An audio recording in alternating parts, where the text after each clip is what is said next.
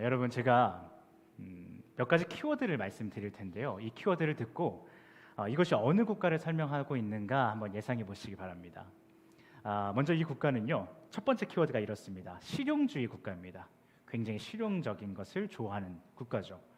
그리고 타인에 대해서 좀 무관심한 국가입니다. 개인주의가 팽배한 국가이죠. 그리고 나의 정의를 위해서 타인의 정의를 무시하고 짓밟기를 어렵지 않게 하는 국가입니다. 그리고 마지막은 가정이 그렇게 평탄하지 않은 불화가 계속해서 끊이질 않는 국가입니다. 이 네 가지 키워드를 떠올릴 때에 여러분께서는 어떤 국가가 좀 머릿속에 떠오르시나요? 각자 생각하는 바가 조금은 다를 수 있을 것이에요. 그런데 저는 이 키워드를 처음에 접했을 때요, 제일 먼저 떠오른 국가가 오늘날의 우리 대한민국이었습니다. 우리나라가 어떤 나라죠? 빨리빨리의 국가죠. 지금은 그래도 좀 많이 느려진 것 같긴 해요. 옛날에 비해서는 재촉하는 게 좀 적어진 것 같지만 그래도 여전히 삶의 곳곳의 현장들을 가다 보면 빨리 해라, 빨리 줘라 이런 식의 주문을 어렵지 않게 듣게 됩니다. 그러다 보니 전 세계적으로 유례없는 급성장을 이룬 나라이기도 하죠. 그런데 그러한 면들이 오늘날 사회에서도 어떤 모습으로 나타나냐 하면 문제의 본질을 우리가 고민하기보다 어떤 상황이 생겼을 때 그 상황에 대한 본질을 고민하기보단 이 일이 생길 수 있어, 이런 일들이 생길 수 있어, 혹은 이런 일들이 꼭 생길 거야 라고 하는 어떠한 예측들을 먼저 미리미리 하기 시작하고요. 그러면서 이런 일들이 앞으로 있을 거니 10년을, 20년을, 30년을 이렇게 저렇게 대비해야 된다라고 하는 해결책을 제시하는 것을 굉장히 좋아하는 나라가 되었습니다. 뉴스를 보시면요, 요즘에 국정 감사니 여러 가지 국정 행정들이 이루어지고 있는데 그것들을 잘 들여다보시면 어떤 문제가 생겼을 때에 그 문제의 본질적인 것을 서로가 이야기하는 것이 아니라 이런 일이 생길 줄 몰랐냐, 이런 일이 또 생길 것이다, 빨리 해결책을 내놔라 라고 하면서 재촉하는 모습들을 굉장히 많이 보게 되거든요. 근데 이것이 국회의원들만의 일이 아니라 우리 작은 하나의 사회들을 들여다보면 어떤 문제가 생기고 어떤 문제를 내가 딱 마주했을 때에 이 문제가 어디서부터 왔는지, 이 문제가 어떤 의미가 있는지, 이 문제에 보다 더 본질적으로 들어가려고 하는 고민이 있기보다는 빨리 이 문제를 해결하기 위한 고민과 해결책에 대한 회의, 그 다음에 그거에 따른 움직임들이 우리 나라에는 활발하게 이루어진다는 것이에요. 그렇게 문제에 대한 예측과 해결에만 몰두한 나머지 우리나라 사람들을 보면 대부분 마음의 여유가 없죠. 천천히 고민할 만한 시간의 여유가 없는 것이에요. 빨리 이것이 원상복귀가 되어야 되고 그러기 위해서는 해결책이 나와야 되고 해결책이 나왔으면 빨리 해결해야 되기 때문에 이것이 바쁘게 계속해서 이루어지기 때문에 우리나라 사람들을 보면 남녀노소 할 거 없이 마음의 여유가 좀 없는 것 같다라는 평가가 많이 있습니다. 그러다 보니 주변을 둘러볼 힘이 어디 있겠어요.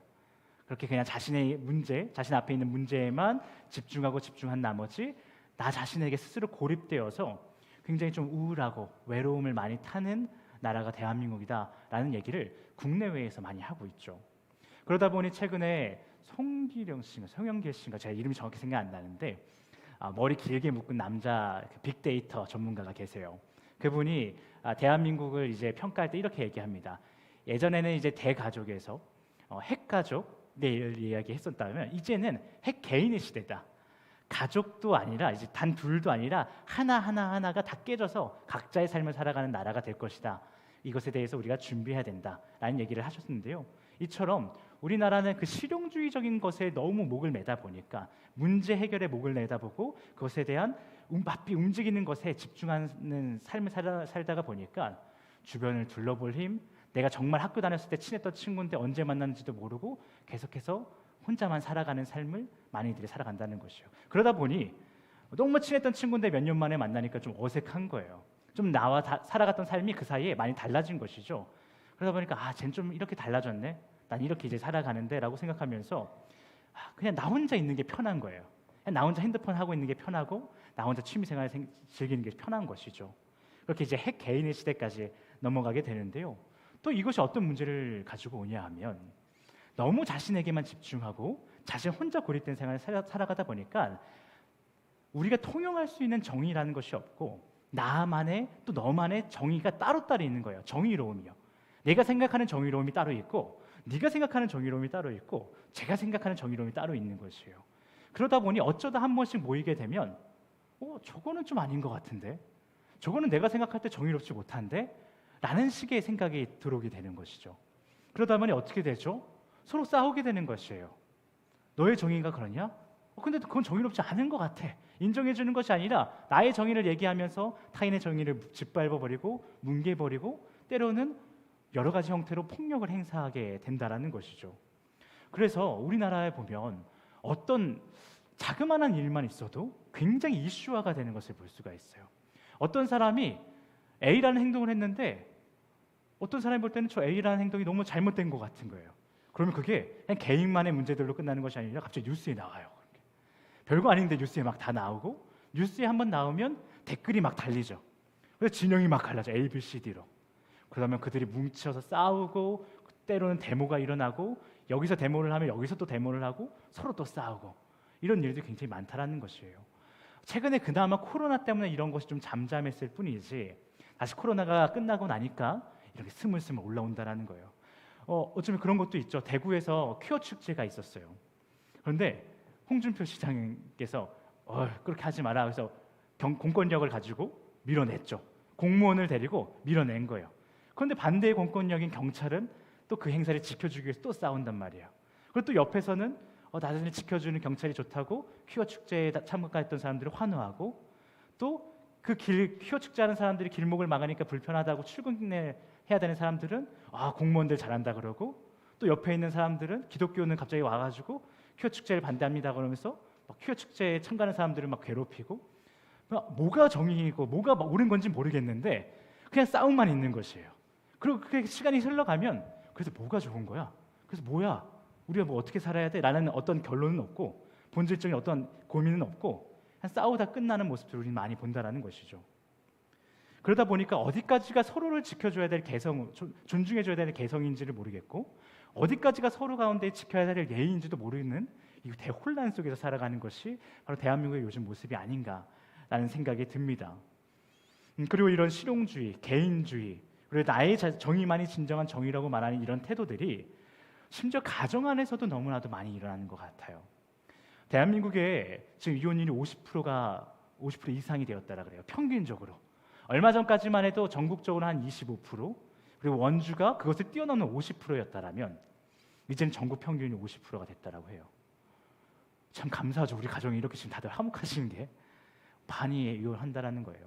왜 그런 일이 있을까 들여다보면 가정 안에서도 내 사랑하는 배우자에게도 자녀에게도 실용주의를 강조한다라는 거예요. 개인주의를 강조하고 부모의 정의를 자녀들에게 강조하고 자녀들은 자녀들의 정의를 부모들에게 강조하고 배우자끼리도 서로의 정의를 강조한다라는 거예요. 같이 고민하고 같이 가정 안에서 합의된 어떤 것들을 만들어 나가는 것이 아니라 나의 것을 만들어 나간다라는 것이죠. 언제부터인지는 모르겠지만 어쨌든 2023년에서 24년으로 넘어가는 지금 시점의 대한민국은 개인주의, 실용주의, 그리고 나만의 정의가 가득 찬, 그로 인해 가정이 흔들리기도 하는 모습이 있는데요. 그런데 여러분, 이런 모습들이요, 비단 우리들만의 모습은 아닌 것 같아요.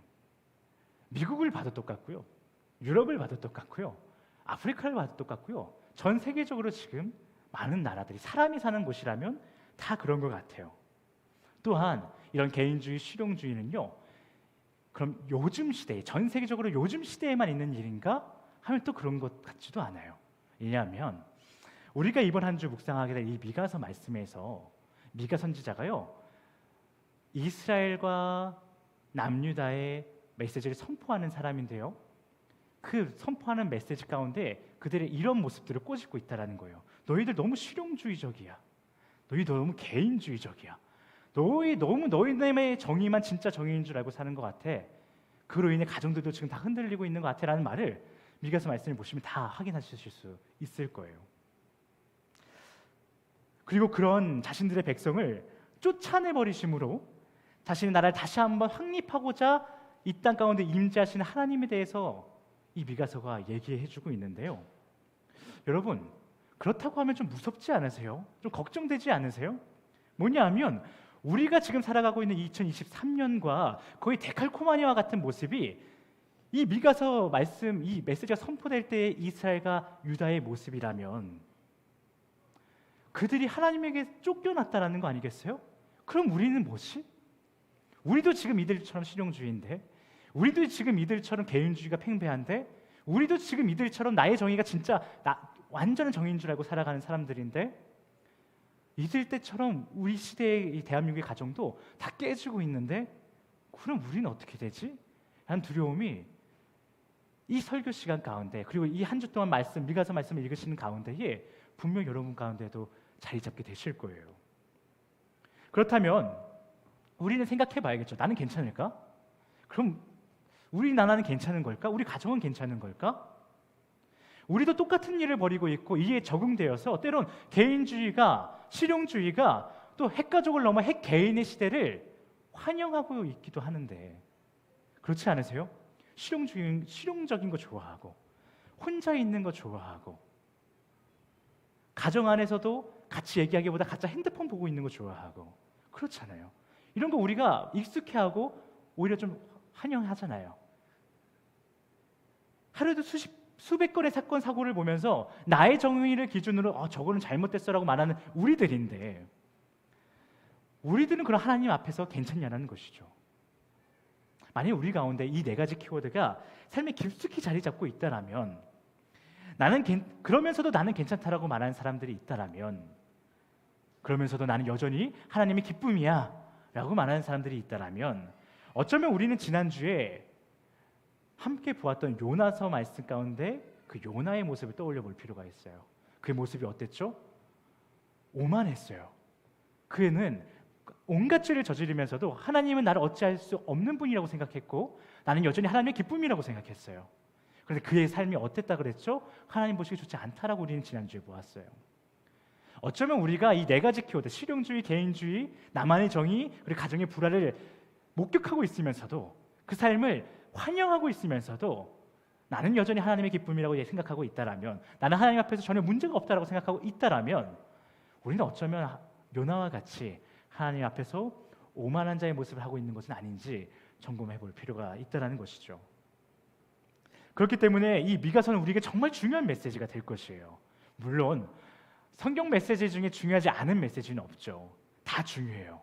다 중요한데, 여러분과 제가 살고 있는 이 시대와 비슷한 구석이 정말 많은 그 자들에 대한 심판, 그 심판 메시지가 나오고 있다는 점에서, 그리고 그런 자들에게 미가 선지자를 통해서 하나님께서 자신의 뜻을 밝히고 있다는 점에서 우리는 엄청난 관심을 보일 만한 메시지를 찾았다는 것이죠. 바로 미가서 말씀이요.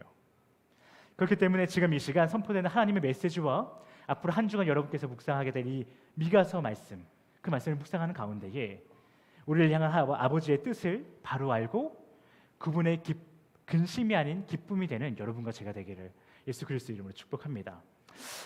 그러면 미가서 말씀을 좀 더 자세하게 살펴보길 원해요. 미가라는 인물은 어떤 인물인가 하면, 그는 본문 서두에도 나오듯이 유다 지역의 모레셋 가시란 동네에서 출생했어요. 그렇게 출생한 사람으로서 그는 동네 빈민들이랑도 친했고요, 당대 정신적 지주다라고 할 만한 현인들과도 존경받는 어떤 당대 인물들과도 굉장히 잘 지냈던 인물이라고 나와 있어요. 인간성이 굉장히 좋은 거죠. 관계성이 좋은 인물이에요.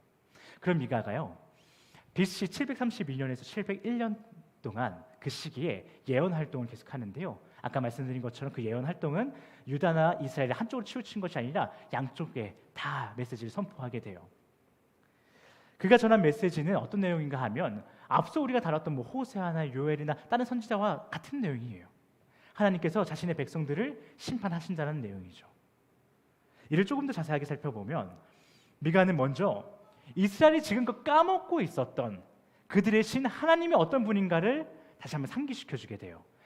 오늘 본문 초반에도 그 얘기였던 것이고, 미가서 초반에 계속 그런 얘기를 하는데요, 본문 1장 3, 4절을 보시면 하나님께서 자신의 백성을 심판하시기 위해서 이 땅에 내려오시는 그 현현이라고 그러죠. 하나님께서 보여주심을 설명하고 있어요. 표현해주고 있어요. 이렇게 얘기합니다. 그가 어떤 모습으로 이 땅에 오시냐 하면, 그가 높은 땅에 발을 디디시게 되는데, 그때에 무슨 일이 벌어지냐면 그 사실만으로 그가 딱 밟은 그 땅이 밀랍이 불에 녹아버리는 것처럼, 초가 불에 녹아버리는 것처럼, 비탈길에 물이 쪼르르르 흘러내리는 것처럼 그 땅이 힘없이 무너질 것이다 라는 얘기를 해요. 인간이 위대한 힘이라고 생각했던 그 자연, 그래서 신이라고까지 여겼던 그 자연이 하나님의 오심 그 한 가지 사실만으로 다 무너져 내린다라는 것이에요. 이게 무슨 말이에요? 하나님이 그만큼 능력 있고 위대한 분이라는 것을 미가가 선포하는 것이에요. 왜 이것을 선포하냐면요, 아까도 말씀드렸지만 당시의 사람들 어땠냐면 하나님은 나를 어떻게 할 수 있는 분이 아니야. 왜냐하면요, 하나님이 언약했잖아요. 아브라함을 통해서 언약했잖아요. 이미 우리 민족 축복하겠다고 약속하셨잖아요. 그러니 이 약속을 깨실 수 없는 분인 것을 이 백성들이 안 것이에요. 그러니 내가 뭘 해도 하나님 나를 어떻게 할 수 없어 라고 생각한 것이죠. 어쨌든 내가 어떤 짓을 하든 간에 하나님의 기쁨일 수밖에 없어 라고 생각했던 것이에요. 그래서 그들은 점점 그러한 생각 가운데 빠지면서 하나님을 경외하지 못하고 하나님을 자신의 삶에 유익을 주는 도구 정도로 여기면서 살아가는 모습이 조금씩 나오기 시작했던 것이에요. 그런 모습을 보고 미가가 선포하는 것이죠. 아니라고. 하나님은 그렇게 너의 도구만 되는 분이 아니라는 것을 얘기해주고 있는 것이에요. 하나님은 때론 자신의 백성들도 심판할 수 있는 분이심을, 그런 능력이 있으신 분이심을 선포해 주는 거예요. 그리고 그 위대하고 능력 있으신 하나님이 이스라엘을 심판하시는데, 너희들을 심판하실 수 있는 분이신데, 너희들을 심판하러 그래서 오실 것인데, 그때 너희들의 죄명이 무엇이냐 하면, 너희들의 죄명은 뭐냐 하면 하나님을 배신한 죄야 라는 것을 미가서 말씀을 통해서 미가가 선포하게 돼요. 그렇다면 여러분, 도대체 하나님의 백성이라고 아주 오랜 시간 동안 불려왔던 이 이스라엘 백성과 남유다 백성들이 어떤 행동을 보였길래 하나님을 배신한 죄라고 하는 그 무시무시한 죄명을 선고받게 되었을까요? 그들은요, 세상의 문화에 한 번도 대응하지 않았어요. 오히려 세상의 문화를 무분별하게 다 수용하기 시작하면서 선대부터 지켜오던 일말의 거룩함에 변형을 가지고 오기 시작했어요. 변화를 가지고 오기 시작한 거예요. 흔들림을 가지고 오기 시작한 거예요. 그들의 거룩한 백성이라고 말할 수 있는 그 일말의 마지막 근거마저도 그들이 흔들어버리는 모습을 보였다라는 거예요. 어떻게요? 세상의 문화를 다 수용하기 시작하면서부터요. 그들의 이러한 삶은요, 껍데기로는 여전히 하나님의 백성이 맞아요. 왜냐하면 아브라함의 그 씨로 다 태어난 거잖아요. 그러니까 이스라엘 백성, 하나님의 백성이라고 할 만하죠. 그러나 사실은 하나님을 한 번도 의지하지 않고 사회에서 필수라고 여기는 것들, 그것이 있어야 난 안전해, 그것이 있어야 내가 성공해, 그것이 있어야 내가 무시당하지 않아 라고 하는 것들을 의지하는 모습을 보이면서 살았다는 것이에요.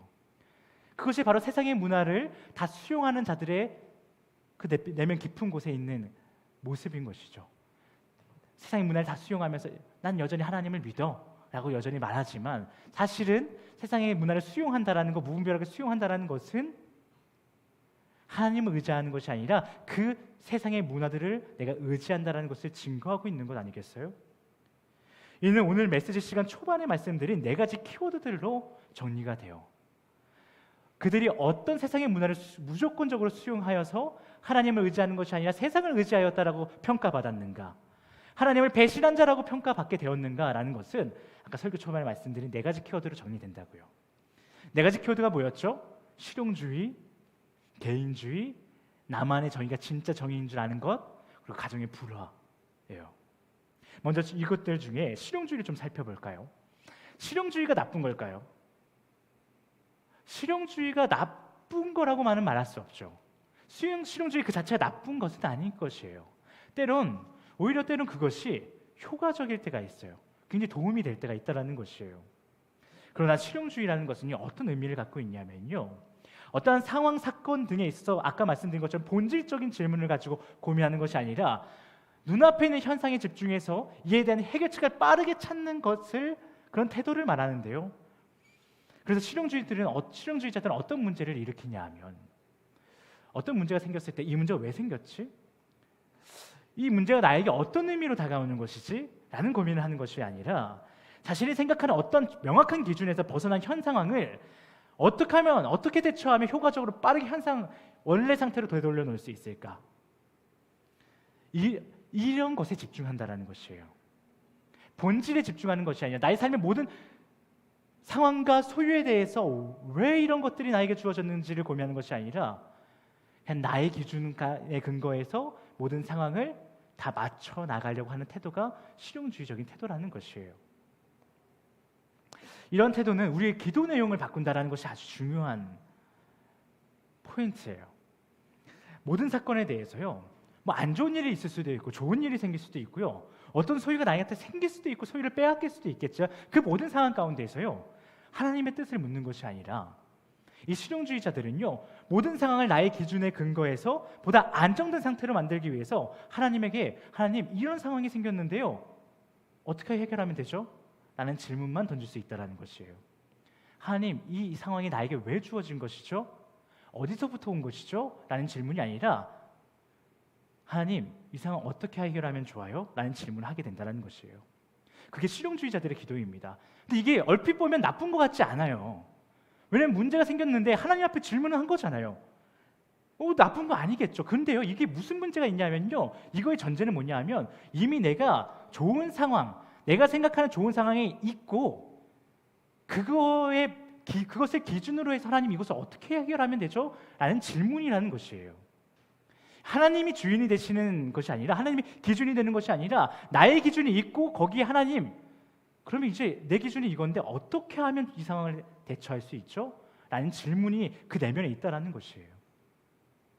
혹은 이 정도면 그나마 다행인데 더 나아가서 어떤 기도들을 드리게 되냐 하면 그 아이디어마저 내가 이미 만들어낸 거예요. 인간의 시스템에 근거해서 이렇게 하면 될 것 같아. 그리고 기도하죠. 하나님, 이렇게 해주세요. 도와주세요. 이렇게 해결돼야 됩니다. 이렇게 되어야 합니다. 라고 하는 기도를 드리게 된다는 것이에요. 이처럼 실용주의자는요, 자칫 나의 삶의 기준을 인간 또는 인간이 정한 인간의 그 경험을 주인으로 삼고 하나님을 주인의 자리가 아니라 동업자 혹은 나의 부하 직원 정도로 전락시킨다라는 것이에요.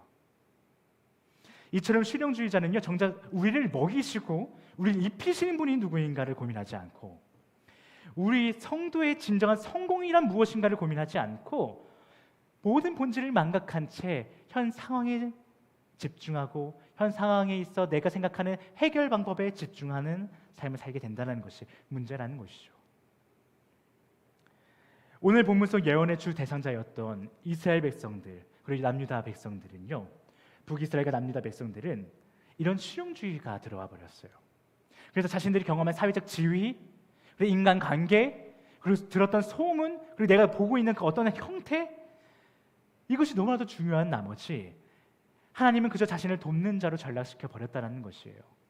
도구로 삼은 것이에요. 그리고 사회적으로 내가 성공하게 해주세요. 관계적으로 성공하게 해주세요. 소문이 평판이 잘 나게 해주세요. 좋은 형태를 내가 갖추게 해주세요. 외적인 모습을 갖추게 해주세요. 라는 식의 하나님을 도구로 사용해 버렸다는 것이죠. 왜냐하면 그렇게 해야 내가 이 땅에서 잘 살거든요, 주님. 그래야 내가 잘 살면 하나님이 영광 받으실 거 아닙니까? 라는 태도가 이들에게 있었다는 것이에요. 여러분, 하나님은요, 우리를 항상 돕는 분이 맞죠.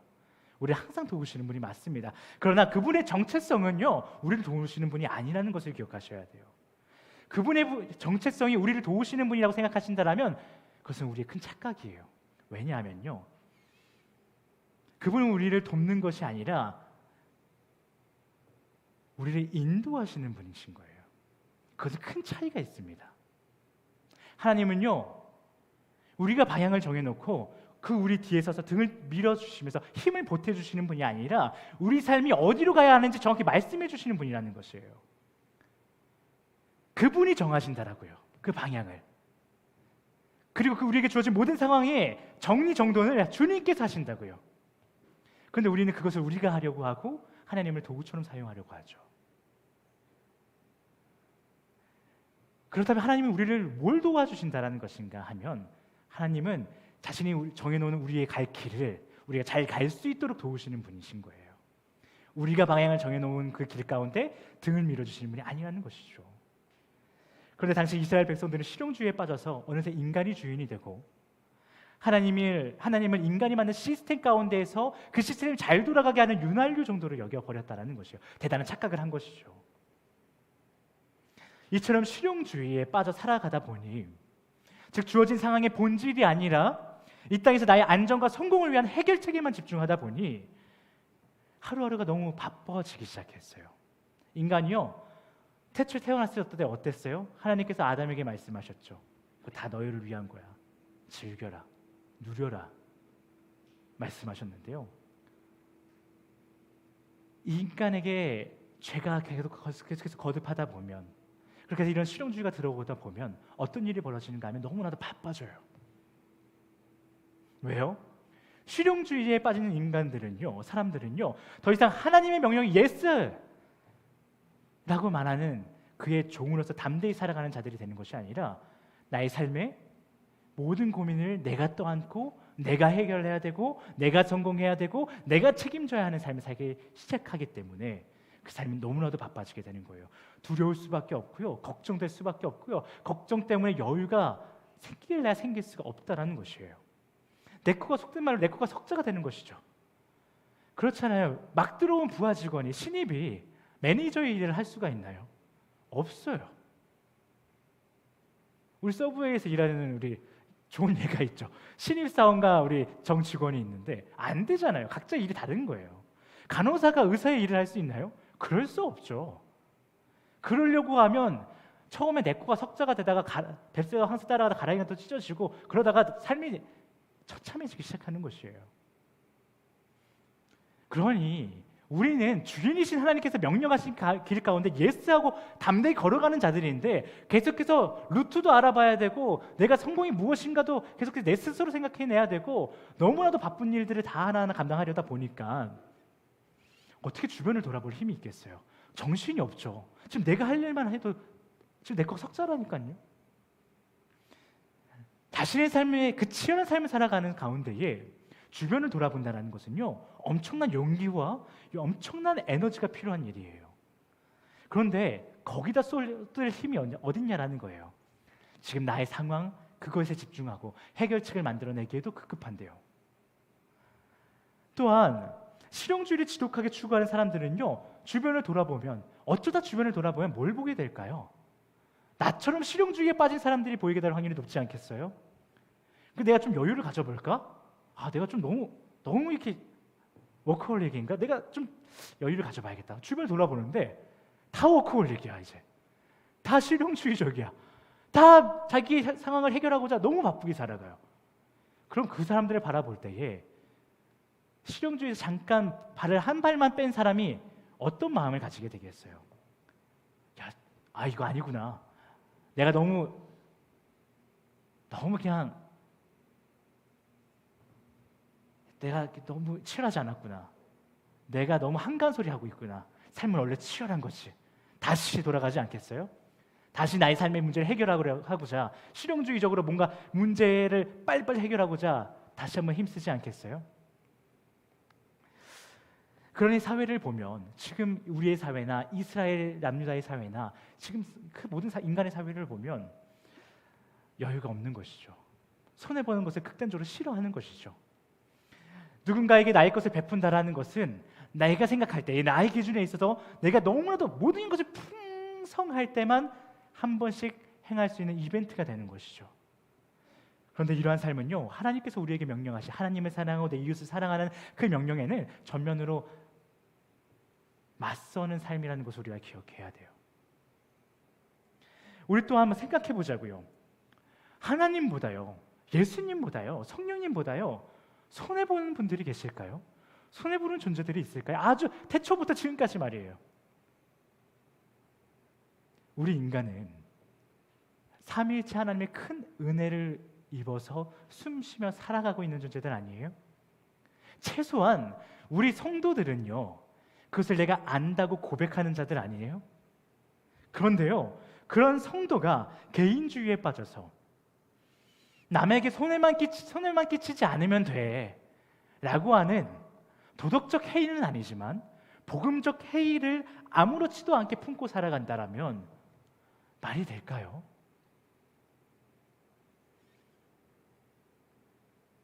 이렇게 실용과 개인에게만 집중한 사회는 자신의 실용성과 개인의 정의에 반하는 어떠한 타인을 바라보게 되면 그들에게 득달같이 달려들 수밖에 없게 되는 것이에요. 왜요? 나의 이 실용성이 깨지면요, 나의 이 정의가 깨지면요, 나의 이 문제를 해결할 수 없거든요. 이 문제가 원상태로 돌아갈 수가 없거든요. 나의 잃어버린 소유를 되찾아올 수가 없거든요. 그러니까 나의 실용성에 해를 입혀 나의 정의를 침범하려 그래?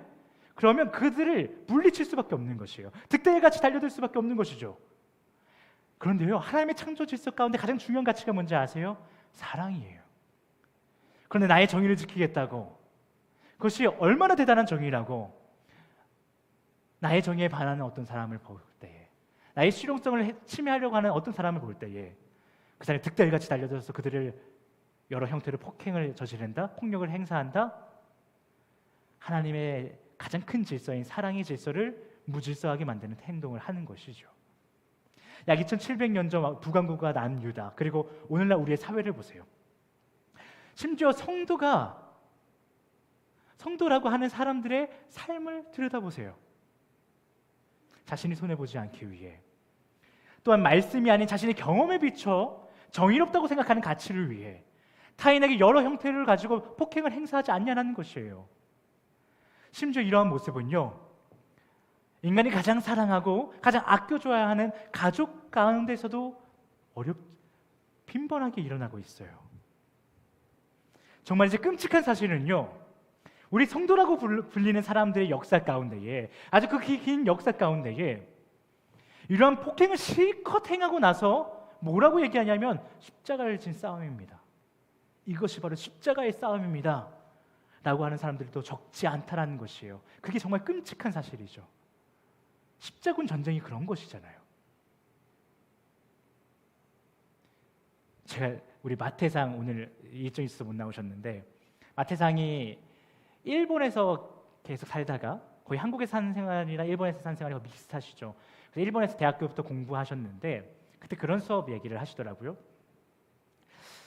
역사에 대해서 공부를 하는데 임진왜란에 대해서 얘기가 나온 거예요. 일본에서요. 다 일본 학생이고 본인만 한국 학생인데 귀가 쫑긋 서는 거죠. 이 사람들의 임진왜란은 뭐라고 얘기할까? 들어보니까 하나님의 전쟁이었다고 얘기하는 거예요. 일본에서는 그렇게 얘기한다고 합니다. 그들이 그 땅을 열면 그때 서양 선교사들이 같이 들어와서 한국 땅에, 조선 땅에 복음을 전하자. 하나님의 전쟁이라는 것이에요. 우린 그렇다고요, 인간이. 나의 정의만 보면, 나의 기준으로만 살아가다 보면 내가 정의라고 저지른 어떤 행태 때문에 누군가는 그 폭력에 신음하는데 정작 하나님 앞에서는 그게 무질서한 행동이었다라는 것이에요. 이것은 너무나도 큰 사건이었지만 우리 개인의 삶을 들여다봐도 크고 작게 이런 모습들이 너무나도 많지 않아요?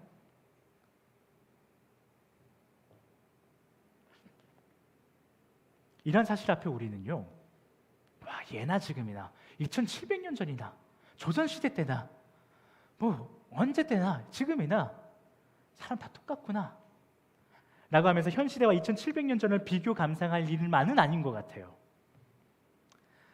예나 지금이나 인간이 하나님 앞에서 실용주의로, 개인주의로, 저마다의 정의라고 써놓은 그 무질서 등으로 하나님에게 배신을 일삼았다라고 한다면 그 사실 앞에 우리는 최소한 이러한 자들을 하나님께서 내쫓으시고 다시 내 왕국을 다시 한번 세우사 경고하게 만드시는구나.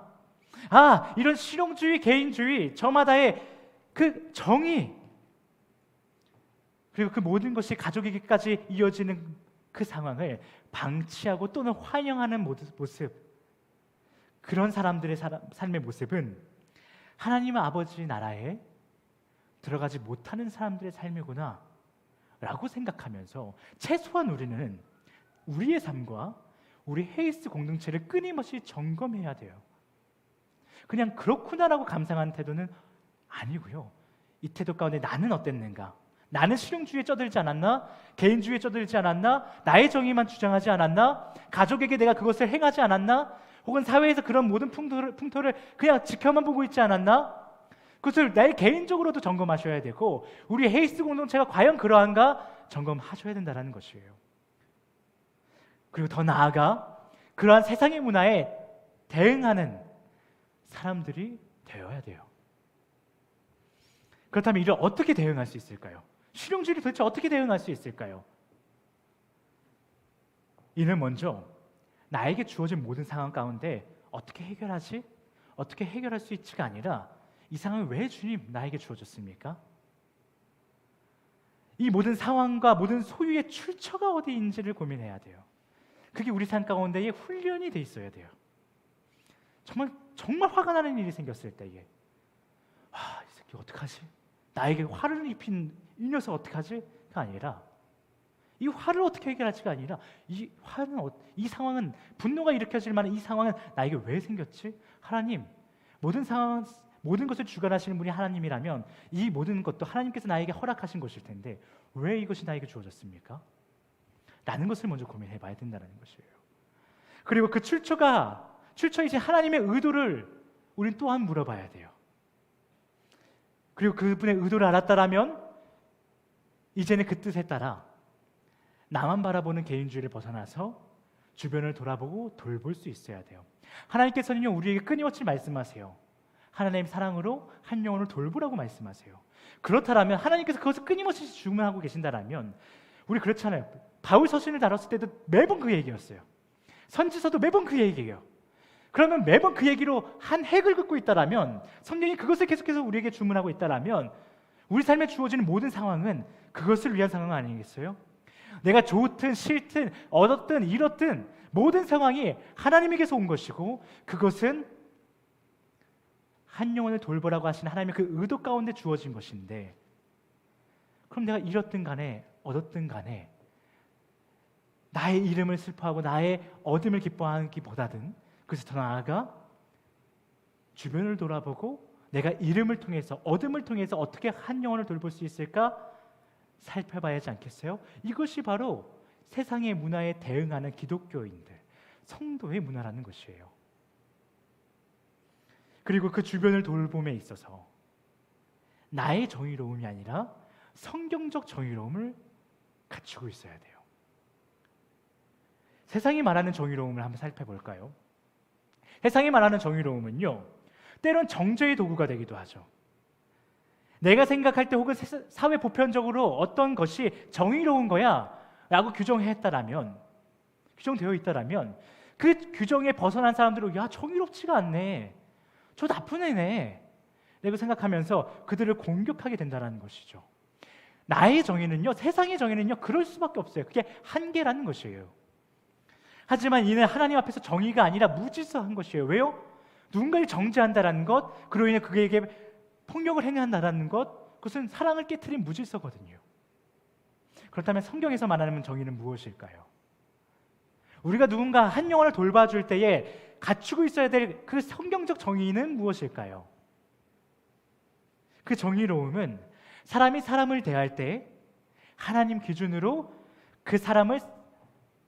상대하는 사람을 성실하게 대하는 태도를 하나님은 성경 가운데서는 정의라고 얘기해요. 정의로움이라고 얘기해요. 그걸. 어떤 옳고 그름이 아니라는 것이에요. 어떤 사람을 대할 때에 하나님 기준으로 무조건 그럼에도 불구하고 사랑한다는 그 하나님의 기준으로 그 사람을 성실하게 대하는 태도가 하나님 앞에 정의예요. 왜요? 하나님의 절대적 가치인 사랑을 지켜내는 행위거든요. 그래서 그게 정의인 거예요.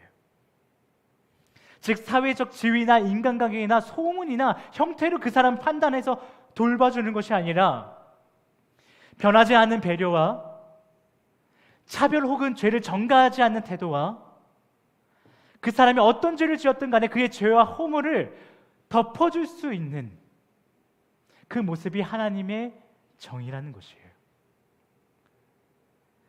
다시 말해 실용보다는 본질, 개인보다는 나의 이웃, 무질서가 아닌 성경적 정의를 품고 살아가는 태도를 통해 우리가 세상의 문화를 그대로 수용하지 않는 것, 그리고 이미 수용한 문화에 있어서는 빠르게 돌이키는 것, 그렇게 하나님이 없고 사랑이 없는 그 문화에 대응하며 성도로 살아가는 것, 그것이 바로 우리가 이 세상에서 하나님의 백성으로 살아가는 것이라는 거예요.